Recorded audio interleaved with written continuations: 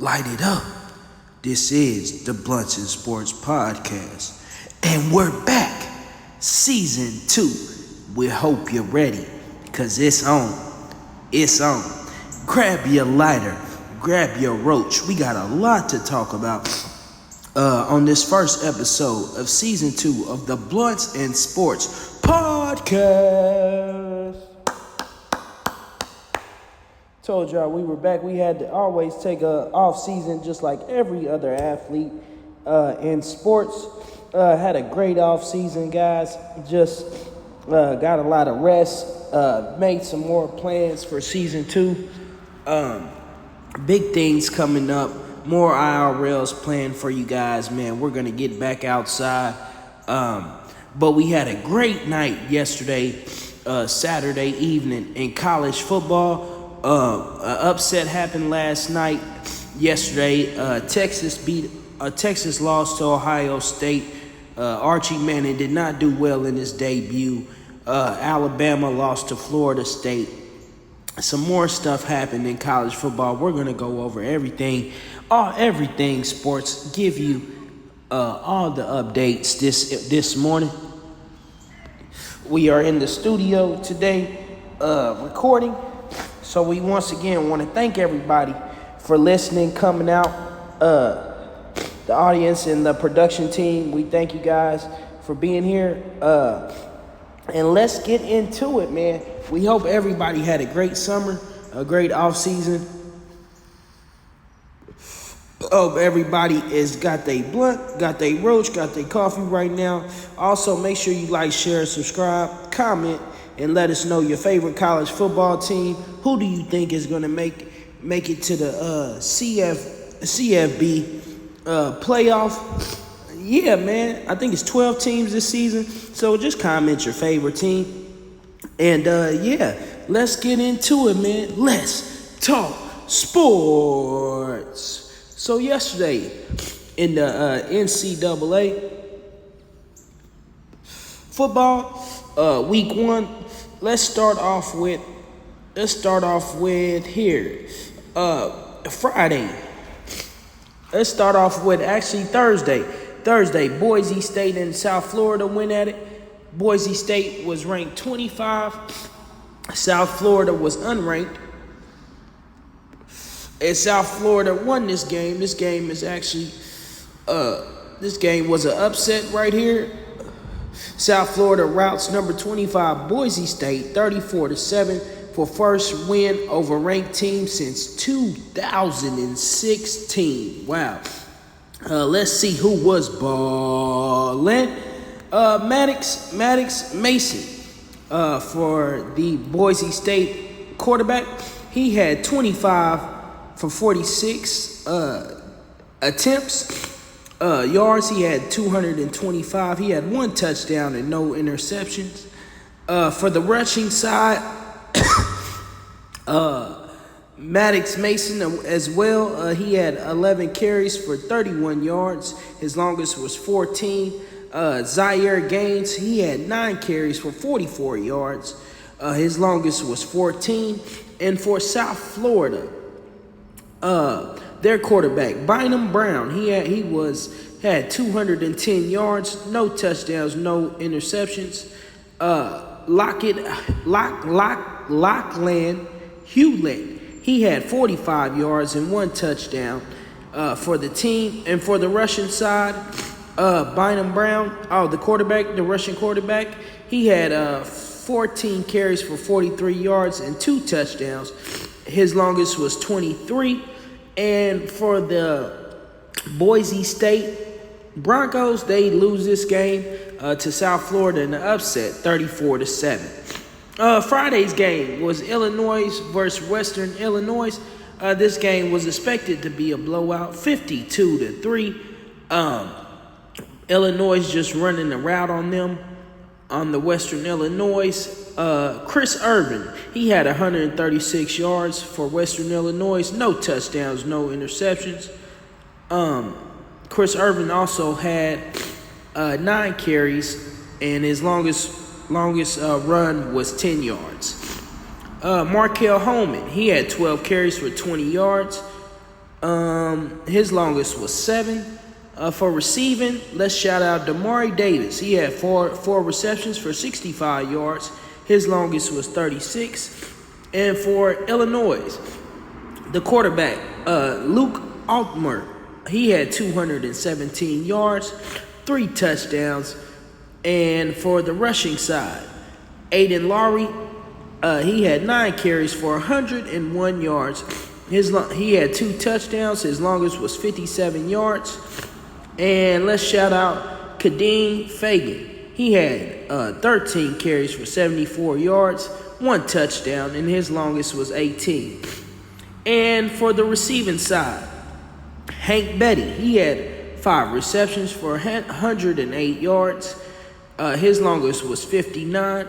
Tanner Arkin, he had 2 receptions for 14 yards. He had 1 touchdown. His longest was 11. And so in this game, Illinois does what they're supposed to do. Week 1 by routing Western Illinois 52-3. All right. And in Saturday's game, the main game, the biggest game, was the Ohio State Buckeyes versus the Texas Longhorns. Well, obviously the Horns have acquired or have started Archie Manning. Archie Manning is the great nephew of Peyton and Eli. His granddad is Archie Manning. But unfortunately, he didn't look like a Manning out there tonight. Yesterday, very, very horrible performance. He looked very startled out there. Now on the other side, Ohio State's defense looked very elite. They stopped Texas 4th and 1 at the goal line. They stopped them on third and 4. All these short down yardage plays where they had to move the ball forward, they couldn't get it over Ohio State. They got an interception, I think like in the 3rd quarter. Just elite defense, man. This defense right here is probably one of the best I ever seen. Meaning, like in the coming years, in the last 2 or 3 years, this defense right here is probably definitely a step up from last year's too. Not that last year's wasn't good. Last year's was good, but this year's they tuned it up a little bit. Definitely. So Ohio State ends up winning this game 14-7. Very low scoring game. Arch Manning didn't really get off. He had 170 yards, 1 touchdown, 1 interception. Wingo, one of the main receivers for the Texas side, he had two receptions for 35 yards. His longest was 28. The only one that did get a touchdown was Parker Livingstone. He had 2 receptions for 47 yards, 1 touchdown. His longest was 32 yards. And for the running side really couldn't get off, man. C.J. Baxter, he had 10 carries for 40 yards. His longest was 14. Arch Manning ran the ball 1 time. He had 10 carries for 38 yards. His longest was 15. So you can see, really, there was really no offense for them going out. They punt the ball, I think, the first 3 possessions. And, just looking very frantic out there. Archie Manning, he dropped his first pass, was incomplete. And, not to saying that he won't get better or, that was just first game nerves. But, Texas is going to have to make a decision moving forward on the possibility of starting another quarterback if Archie continues that play. So we'll see. But for the great Ohio State Buckeyes, O-H-I-O. Julian Sayin, the freshman quarterback, he had 126 yards. 1 touchdown, no interception. C.J. Donaldson. Man, C.J. Donaldson is a dog, man. He is a dog on the field, man. He had 19 carries, 67 yards, 1 touchdown. His longest was 8. Peoples, too, man. Peoples is really good. James Peoples, he had 10 carries for 20 yards. No touchdowns. His longest was 6. And you could really tell this game was, they were really trying to run the ball. Ohio State, ground game was working for them. They was able to open things up eventually in the passing game, which caused them, to get 2 touchdowns. Carnell Tate, he had 2 receptions for 49 yards, 1 touchdown. His longest was 40. Our guy, the NFL prospect, Jeremiah Smith, he had 6 receptions, 43 yards. His longest was 16. That was better than the last game that he had versus Texas. He didn't really get off, but in this game, he did well. Looking to give him the ball more. He needs to at least have 10 to 12 receptions on the receiving side. But we'll get better on the offensive side. But this was just a defensive game. But I feel like Ohio State is definitely in a good position to be number 1 next week, and we'll always keep you updated on the standings when they come out too as well. In the next game, IU versus Old Dominion. Old Dominion lost this game 14-27. Fernando Mendoza leads number 20 Indiana past Old Dominion in his debut as a Hoosier quarterback. We knew that the Hoosiers was going to be this good coming out. They had a great one last year, and I think the coach for IU, he is on another team. I could have swore I seen him coaching Clemson. He was with Clemson now. He's with Dabo Swinney and Clemson. So IU has a new head coach. But they still get it done. Fernando Mendoza leads the way for them. And in the next game, we're going to keep moving. Syracuse and Tennessee. Tennessee end up routing this game as they should, 45-26.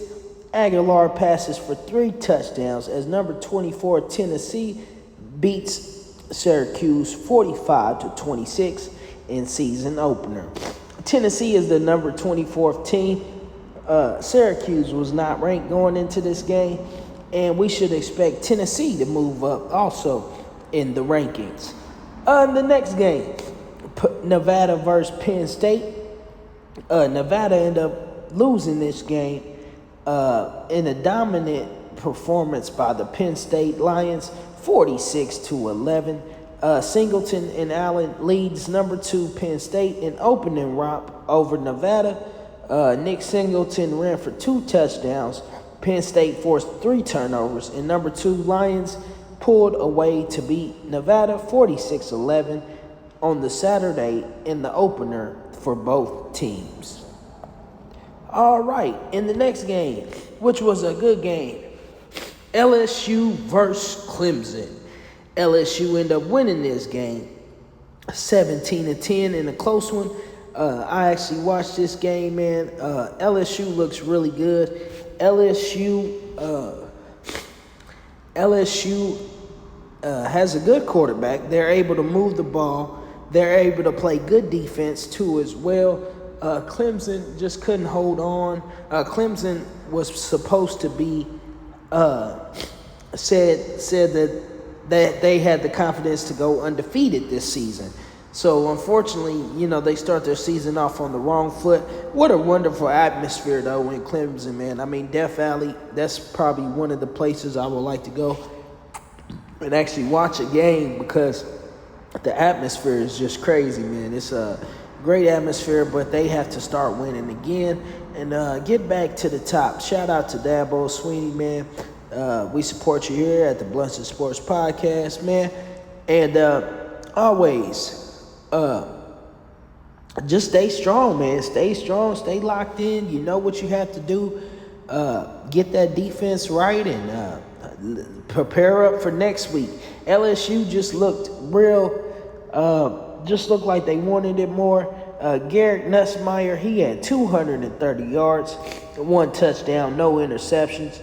Caden Durham, he had, for the Russian side, he had 17 carries for 74 yards, 1 touchdown. His longest was 24 yards. And for the receiving side, their best receiver, I think, was Aaron Anderson. He had 6 receptions for 99 yards. His longest was 39. Xavier Thomas, he had 1 reception for 19 yards. His longest was 19. The team also had 2 fumble recoveries, 2 in that game. So Clemson has to protect the ball a little bit better than what they did, and they lose this game 17-10. In the next one,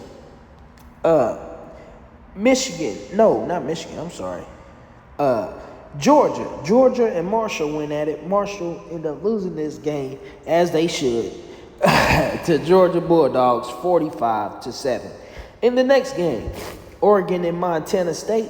Oregon went at it versus Montana State. Oregon is the 7th ranked team in the nation. They win this game 59-13. And in the upset of the week, which is Alabama versus Florida State Seminoles. Florida State ended up winning this game, upsetting Alabama. Alabama is the number 8th ranked team. Florida State was not ranked, so when an unranked team beats a ranked team, it's considered an upset. So this game,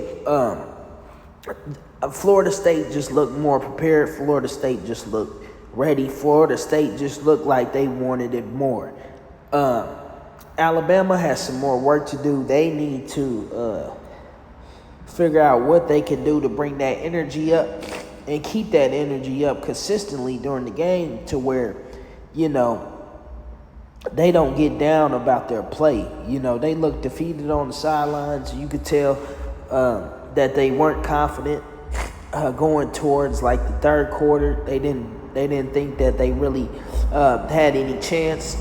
But as a teammate, you always want to be encouraged, man. And I always think that you do have a chance to get in the game. So hopefully for them going into next week, they could recover. But they lose this game, man. Ty Simpson, their quarterback, had 254 yards, 2 touchdowns. For the Russian side, Kevin Riley, he had 5 carries for 31 yards, and his longest was 13. For the receiving side, the best receiver for them was Gurmy Bernard.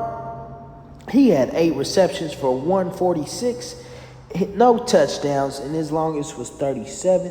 For the Florida State Seminoles, the MVP was Tommy Castellanos. Tommy Castellanos, he is the quarterback for Florida State.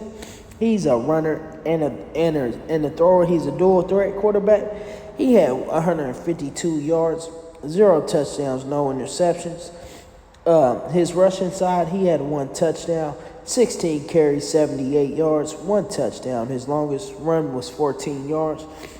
Makai Danzig, he had 3 carries, 56 yards, 1 touchdown, and his longest was 32. For the receiving side, their best receiver was Jalen Lucas, 2 receptions for 66 yards. His longest was 64 yards.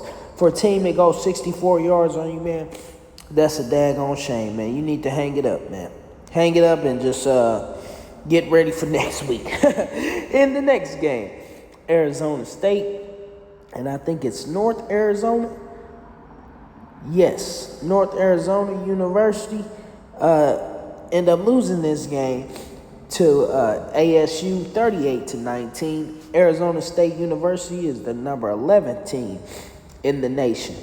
The number 14th team in the nation, little brother, Michigan, went at it against New Mexico State week 1, and they end up winning their game, as they should, 34-17.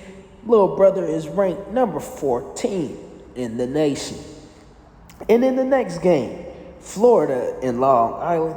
Florida went at it, routing their team as they should, 55-0. Long Island is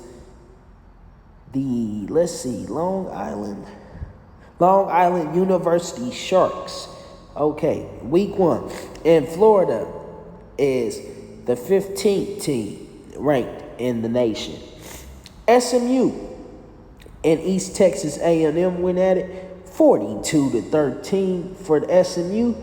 SMU gets that win over East Texas as they should, and SMU is ranked number 16th in the nation. Kansas State versus North Dakota went at it in a close one. Kansas State ended up winning this game 38-35. Kansas is also ranked number 17th in the nation. Oklahoma went at it with Illinois State. Oklahoma ended up routing this game 35-3. In the next one, Texas A&M went at it with UTSA. They end up winning their game 42-24. In the next one, Ole Miss and Georgia State went at it. Ole Miss routed this game, man, 63-7. Ole Miss end up doing what they had to do week 1. They are the number 21 team in the nation. And in the last two, guys, Iowa State and South Dakota went at it. Iowa State ended up routing this game 55-7. Iowa State is in the standings as the number 22 team in the nation. And in the last game, y'all, the Texas Tech Raiders, they went at it against AR Pine Bluff, and they routed their game 67-7. Texas Tech, the number 23 team in the nation. And tonight, guys, make sure y'all check out Virginia Tech versus South Carolina. That's at 3 o'clock on ESPN.